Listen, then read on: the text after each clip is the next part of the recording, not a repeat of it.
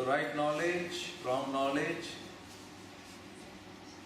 then imaginary knowledge, no knowledge which is sleep, then finally past knowledge, past.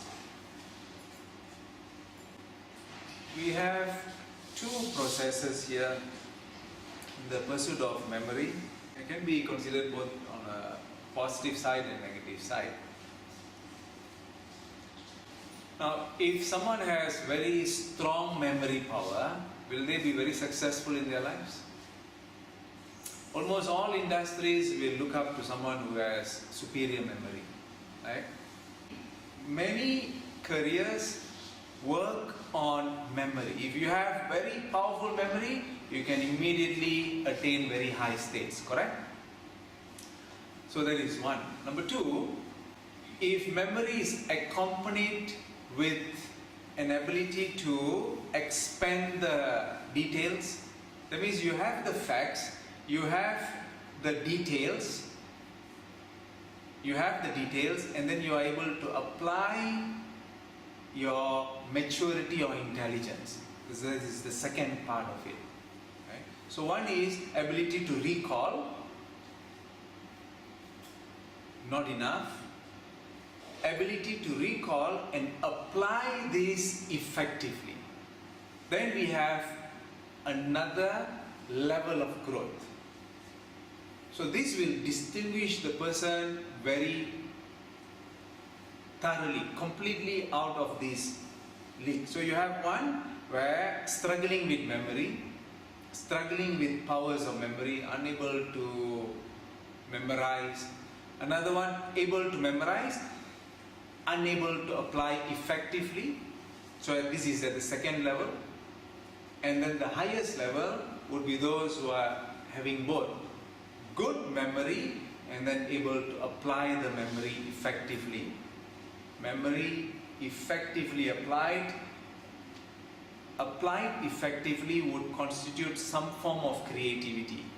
But pure creativity is definitely moving away from the memory. Pure creativity is something which has never been seen before. That means it cannot be part of the past, correct? Pure creativity, something which is absolutely new, not based from memory. But for a creative process to take place, memory would be the foundation. Because otherwise, how to base it? How to base something without memory? So you build upon it, but bringing in pure, absolute newness into that discovery. But if it is based on memory, then you discover something from the memory. It is not creative, but it is just a process of capable of doing so many things with a process which is created. They are not be creative, but they are able to apply it on a practical level. So you have this creative process and you have this memory process. If we are able to apply both, then we are able to find many good opportunities in evolution. Now when we talk about evolution of our own self, when we want to attain a state of self-realization or enlightenment, by memorizing the verses which has given enlightenment to many individuals in the past, does it give us the same enlightenment? That we should not be too impressed with the memory processes, like the creation of super memory. So that we also have to let go. Even though the need for super memory or photographic memory in some careers or some work processes are there, are needed very much, but we don't have to be so impressed with that. Because in the pursuit of self-realization and enlightenment is actually forgetting. That's what Lao Tzu in Taoism says, that in order to attain enlightenment you have to forget everything. You forget. Let go.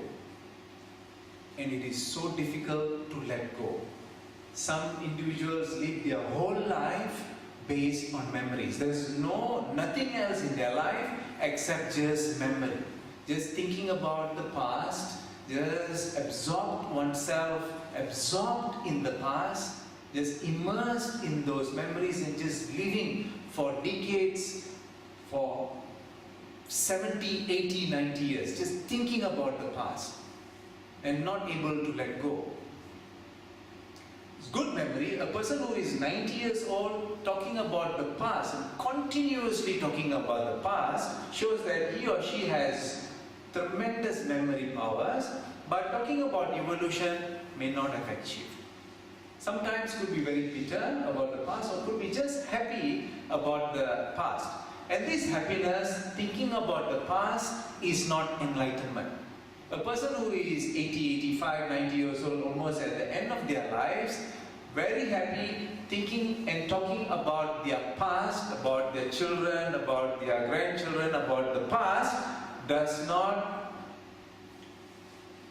tell you anything about enlightenment. So, memory is not necessary in achieving enlightenment or self-realization. And what is most important in the art of self-realization is the ability to study that moment or every moment that is arising from the most freshest perspective, from the most new way of looking at things. And it is very difficult, isn't it? To see everything new every moment is very difficult. Why? You see your child, you see your son or your daughter or your spouse or your parents or your brothers, your sisters, those people whom you are working with. Every day we see, every day when we communicate with them, we may be actually communicating from the past. We may be thinking about them, about what they did yesterday, or how my son behaved yesterday, or how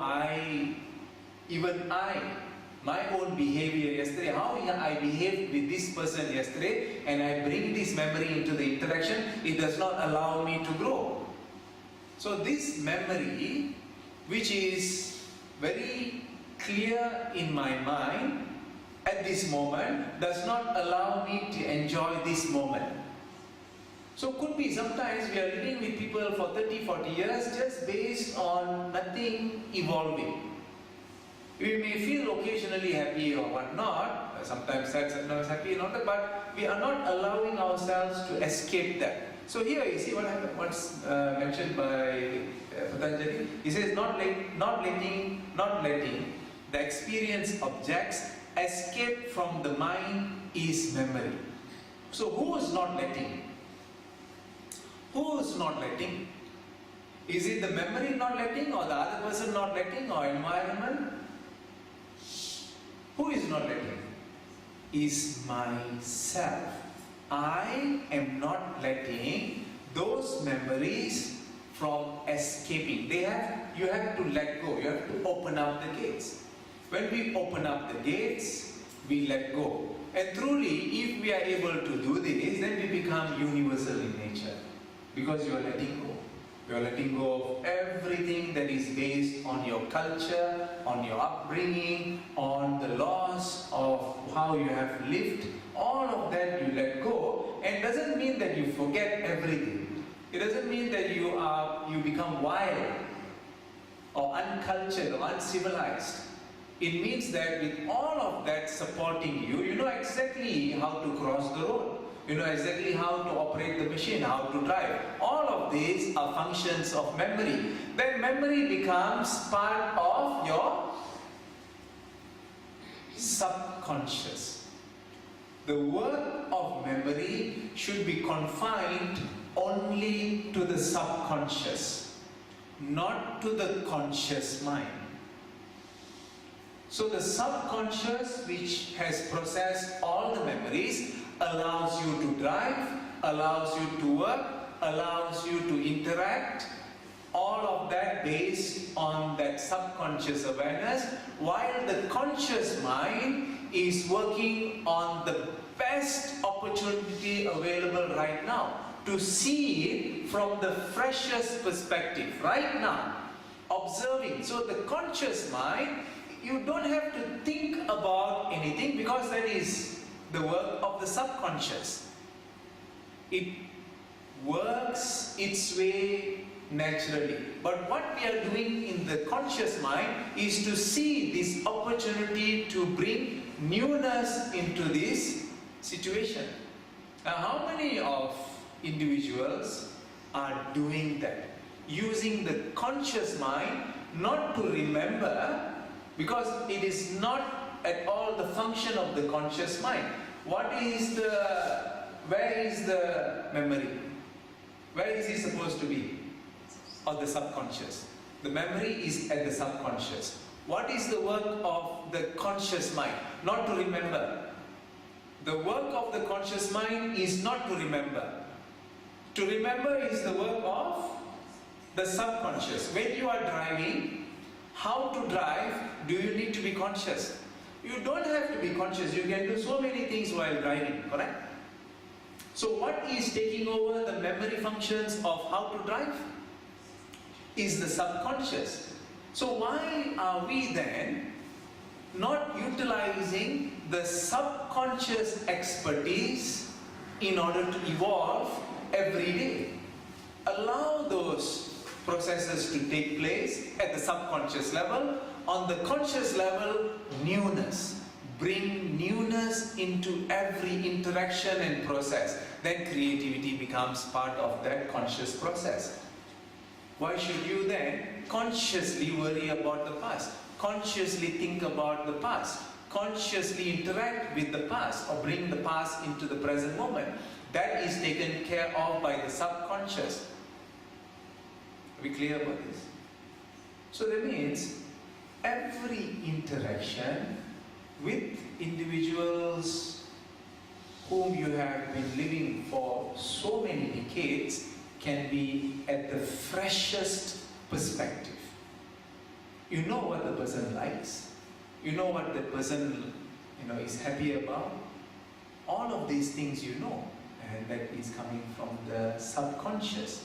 Then you evolve the relationship to the next level by bringing something new into the interaction. Are you clear with this? What I am saying is that doesn't matter whether one is working or retrenched or working all the time or not working or taking care of children. Doesn't matter what the system is that they are engaged in physically. Emotionally, mentally, intellectually, something very big is taking place. What do you call these people who are just like you and I, just like us, but have attained this? What do we call them? Actually, they are enlightened. These are enlightened beings practicing living with us. So this is so inspiring, seeing that these practices can make people attain this. And some of us may have just not had that realization that we are at that level, or just a moment away from that. Just one awareness away from that, where when you have reached that, then it takes place all the time. This is good news, isn't it? This is great news for us.